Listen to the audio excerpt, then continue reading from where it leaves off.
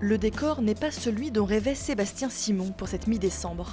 Son chien Chiffon est là pour lui faire la fête, mais pas de quoi effacer tous les bons moments vécus en mer.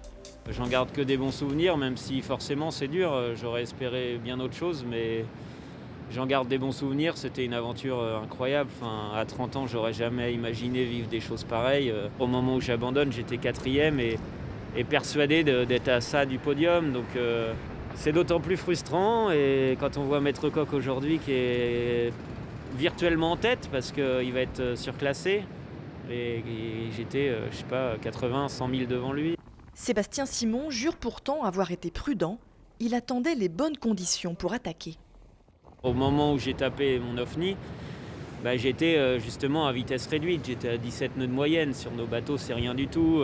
Et je me suis dit, laisse passer le mauvais temps et dès que les conditions seront un peu plus acceptables, tu exploiteras le potentiel de ton bateau.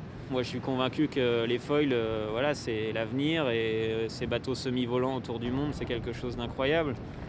Non, je ne me vois pas sur un bateau à dérive, par exemple. Enfin, les performances d'un bateau comme le mien sont tellement grisantes que j'ai qu'une envie, c'est d'aller de plus en plus vite. C'est génial. Le skipper d'Arkea Paprec est déjà prêt à saisir une seconde chance. Je suis déjà plongé dans le travail, je suis déjà en train de faire de la 3D pour modifier mon bateau et autres, proposer des choses à mes partenaires. En fait, ma seule façon d'évacuer toute cette frustration, c'est justement de me replonger dans le travail et d'être déjà dans un objectif de 2024.